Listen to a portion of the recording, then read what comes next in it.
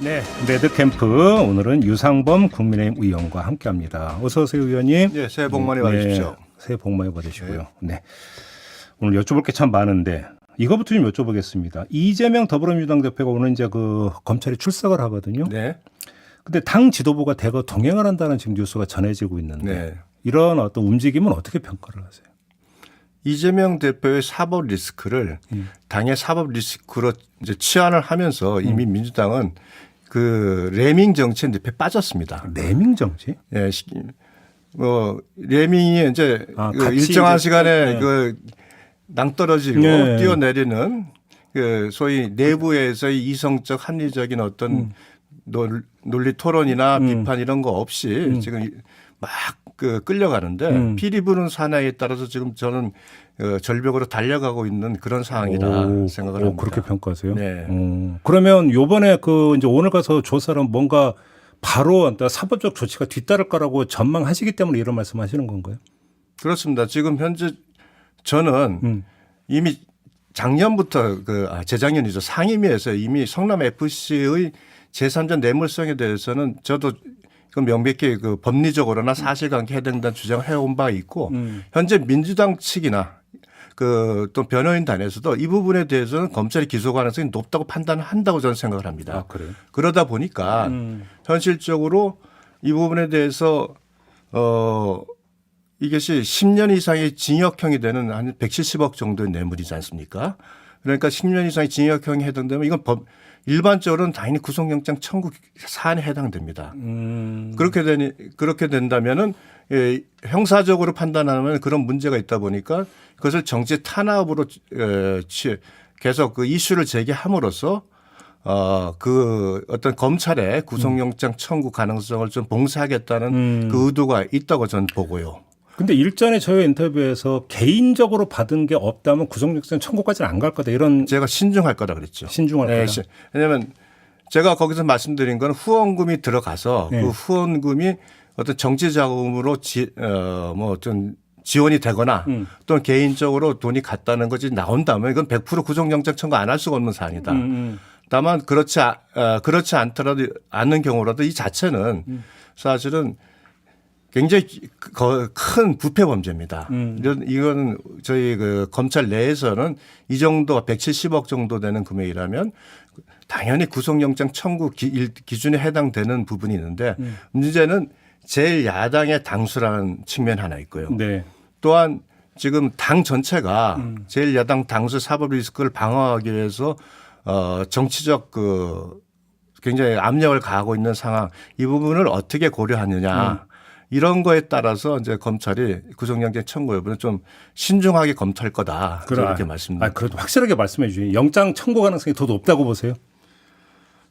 근데 실제 후원금이 사용된 내역을 계좌 추적을 했을 거로 생각을 합니다. 저는. 네. 다만 그 결과가 어떻게 되냐에 따라서 실질적으로 정치 자금 쪽으로 흘러 들어가는 것이 보여진다면 저는 영장 청구를 해야 할 것으로 생각하고요. 그러면 그게 성남 FC에 머문 게 아니라 정치 자금으로 흘러 들어갔을 가능성도 배제할 수 없다 지금 그 말씀이십니까? 거기 보면은 많은 직원들이 사실은 그 후원금을 받는 과정에서 전혀 관여를 한 게 없어요. 성남시 시의 시청에서 모든 걸 관여했고 정진상 또이 관여했다는 게 다 나왔지 않습니까? 그런데 그 고위 간부들에게 꽤 큰 금액의 그 후원금을 받은 것에 대한 성과급으로 나갔는데 그런 돈들이 만일 현금으로 빠져나가서 뭐 정치 자금으로 들어갔다거나 하는 가능성은 배제할 수 없습니다. 그러면 정치 자금으로 흘러갔던 건 제3자 뇌물죄가 아니라 그냥 뇌물 수수죄가 또 성립이 되는 거 아니에요? 그거는 이제 직접 받은 게 아니니까 다만 이제 그 돈이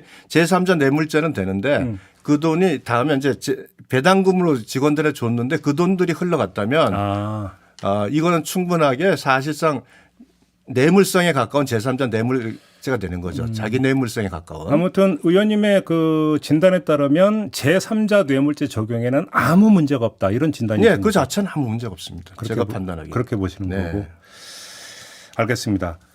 그 지금 어제 저희가 뉴스타파 기자하고 인터뷰를 했는데 이른바 정영학 녹취록을 입수해서 이제 쭉 분석을 했는데 여기에 보면 지금 언론인들 다수가 김만배 씨로부터 돈을 받은 게 지금 나왔고 또 판검사들도 지금 돈을 받은 걸로 지금 나온다라는 거거든요. 이거 당연히 수사해야 되는 거 아닙니까? 이러면? 뭐 그 안에 나온 내용들이 네. 사실이고, 그러니까 뭐 충분히 논거가 있다고 한다면은 뭐 수사를 해야죠. 그러니까. 네, 그건 뭐 당연한 얘기 아니겠습니까? 아니 근데 정영학 녹취록에 나와 있다면 훨씬 전에 이미 수사에 착수했어야 되는데 안 오니까 지금 드리는 질문이잖아요. 지금 그 정영학 녹취록 확보해서 수사한 게 얼마 안 됐다고 봅니다. 제가. 꽤 된 얘기 아닙니까? 아니, 그러니까 이 대장동 수사가 되면서 정영학 녹취록에 대한 그 입수와 분석이 이루어졌다고 생각을 하고요. 수사라는 것은 기본적으로 지금 제일 중요한 대장동 사건 수사를 하는데 갑자기 뭐 녹취록에서 언론이 나오고 뭐 판검사가 나왔다고 해서 수사의 방향을 물꼬를 글로 틀 수가 없습니다. 그래요? 그러니까 이 수사는 마무리하고 그 다음에 물꼬를 트는 이른바 전환을 하는 거죠. 권리와 지류의 문제다. 그렇습니다. 예. 그래요? 근데 그 뉴스타파 기자에 따르면 정영학 녹취록에 등장하는 그 검사를 같은 검사장급, 고검장급이다 이렇게 어제 저희 인터뷰에서 이야기를 하던데 네. 너무 높아서 지금 못 건드리고 있는 거 아닙니까 혹시? 뭐 한겨레 편집국장보다 그 고검장이 높은가요? 그분은 사실은 뭐 돈 받은 한겨레 편집국장이 이렇게 한겨레 간부. 죄송합니다. 예.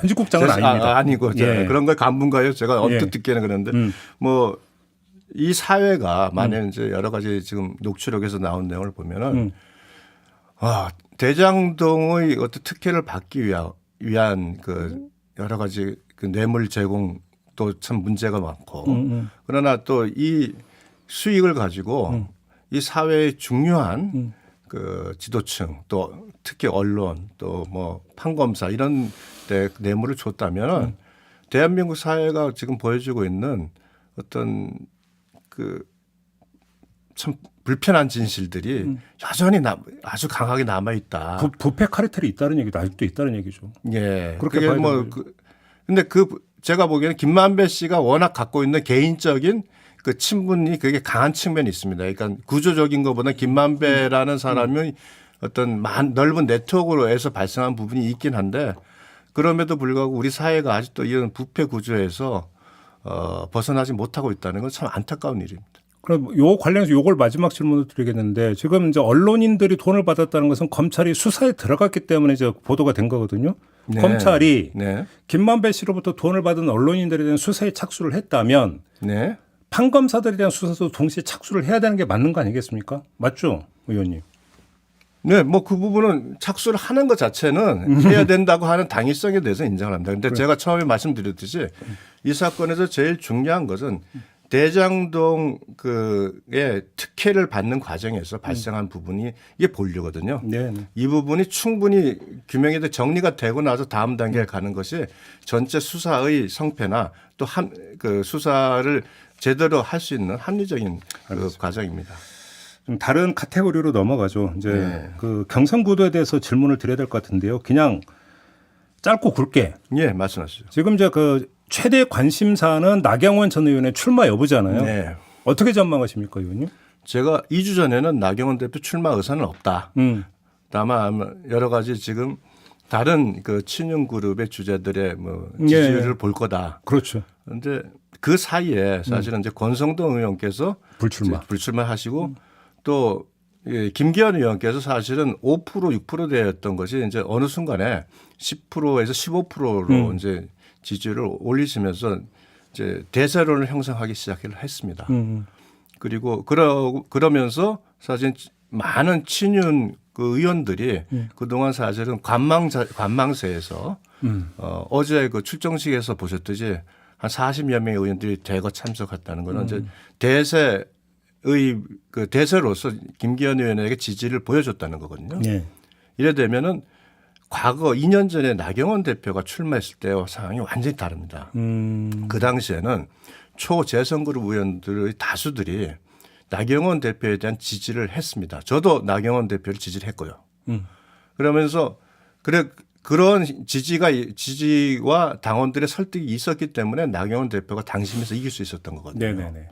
이준석 대표를. 그런데 지금은 사실은 대부분의 그 의원들이 이미 친윤 그룹으로 포섭이 되면서 김기현 대표를 지지하고 있고 그 2년 전에 나경원 대표에게 조언하고 함께했던 참모 그룹들이 제가 알기로는 지금 거의 다 나경원 대표와 이제 거리를 좀 두고 있는 상황. 그래요? 네, 그 얘기 듣고 있습니다. 선거 도와줄 사람들이 지금 다 사실은 떠났다? 예, 많이 지금 없는 것으로 알고 있고요. 의원님 말씀대로라면 지금 이른바 친윤 후보는 김기현 후보로 사실상 단일화가 된 거나 진배가 없기 때문에 그러면 만약에 나경원 전 의원이 출마한다면 그러면 비윤으로 그러니까 비윤의 어떤 성격을 강화하면서 출마하는 거 말고는 방법이 없는 거네요, 그러면? 근데 그 비윤의 모습을 보이신다면 우리 당원들 특히 당심은 사실은 이준석 대표가 윤석열 대통령의 대선 후보일 때부터 당선자 대통령에서 보여줬던 그 모습에서 사실은 내부 총질에 대한 아주 굉장히 강한 저항감이 있습니다. 만일 그 나경원 대표가 이준석 대표와 같은 스탠스로 변화할 수 있다면 모르는데 그렇지는 못할 거라고 생각을 합니다. 그러면 안 나온다가 아니라 못 나올 거다 이렇게 보시는 거네요. 정리한다면. 기본적으로 좀 고민을 하실 거고요. 마지막으로 지금 이제 저출산 고령화 사회 부위원장을 맡으시고 기후 대선을 맡은 지 3개월밖에 안 됐습니다. 네. 그런 상황에서 갑자기 이제 당 대표라는 그 부분이 이제 본인 지지율이 높게 나오면서 관심을 갖다 보니까 명분에서 좀 굉장히 약합니다. 사실 이 부분 저출산 고령화 부분이 우리 사회에서 굉장히 중요한 부분인데 그 역할을 맡겨놨는데 갑자기 당 대표로 나오신다 그러면 사실 명분이 많이 떨어지거든요. 근데 그 얘기 나온 김에 그 이른바 비탄감 발언이 있잖아요. 네. 그리고 나서 대통령실의 대응에 대해서 참 여러 가지 이야기가 나오는데 조금 전에 인터뷰했던 김종인 전 비대위원장 같은 경우 좀 약간 과한 부분이 있다 이런 그 취지로 그 평가를 하시던데 어떻게 생각하세요, 의원님은?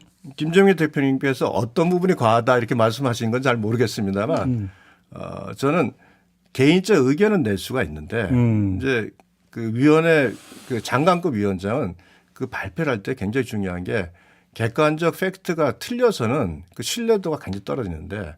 당연하죠. 네. 위원회를 열지 않았는데 위원회 의견으로 내가 이렇게 발표하는 것처럼 하신 부분이 있어요. 근데 그건 대통령이 주재하는 위원회 아닙니까? 위원장은 대통령이 그러시고요. 그러니까 그 자체 대통령실에서 보면 마치 대통령의 뜻까지 포함된 것처럼 발표가 된다는 그 느낌이 확 나니까. 혹시 그러면 의도적으로 이걸 던진 거라고 그렇게 해석을 하세요? 누가요? 나경원 의원이. 뭐 그렇게 왜냐하면 정치 경력이 한두 해도 아닌데 지금 의원님이 지적했던 바로 그 문제예요. 아니 그럼 최소한 위원장한테 보고를 하고 내부적으로 정리가 되는 발표해야 되는 것은 상식이잖아요. 근데 그 절차도 안 거치고 했다면 절차는 거쳤는데 국무총리도 반대를 했고 기재부도 반대를 했다고 밝혀졌죠. 그러니까 그 과정에서 사실은 행정부의 장관급 인사라면 그걸 발표해서는 안 되는 건데 안 되는 부분을 발표하신 걸로 봅니다. 일부러 물러서졌죠. 아니냐는 거지 그러니까. 그래서 이제 아마 조금 뭐 제가 거기까지 판단하기는 어렵지만 그 부분에 대해서는 좀 정치적인 어떤 고려를 한 부분이 있지 않겠나 이렇게 생각을 합니다. 알겠습니다. 시간이 다 돼서 짧게 요거 하나만 여쭤볼게요. 지금 그 의원회관 2층에서 열리던 전시회 있잖아요. 예. 그게 일단 지금 철거가 되지 않았습니까? 네. 그러니까 그 국회 사무처가 잘했다고 평가하세요? 저는 국회 사무처의 판단이 맞다고 봅니다. 그래요. 풍자라는 것은요. 굉장히 중요한 부분인 게 은유가 있어야 되고 유머가 있어야 됩니다. 그래서 그 그림을 보면서 사람의 상상력을 자극할 수 있는 부분이 있어야 되는데 이거는 그 그림 내용을 제가 뭐 자세히 보진 못했습니다. 지역구 활동을 한다고 자세히 보진 못했는데 사실은 그 나체 사진에 칼을 들고 있다. 이건 증오와 저주의 그림입니다. 모욕이라고 특정을 모욕하기 위한 의도를 가지고 있고 그 자체가 그렇고 또 이 주최하는 그 주관하는 게 아마 철험회죠. 철험회의 의원들이 대부분 참여를 하셨던데 이분들은 윤석열 대통령에 대해서는 끊임없는 적개심을 보여주셨던 분 아닙니까? 그래서 뭐 꼭 그거 가지고 다 평가할 수는 없지만 저희가 조금은 좀 승화되고 조금 고급화된 그런 문화적인 어떤 다툼이 됐으면 좋겠다 이렇게 생각을 합니다. 이렇게 마무리할게요. 의원님 잘 들었습니다. 고맙습니다. 감사합니다. 네, 국민의힘의 유상범 의원과 함께했습니다.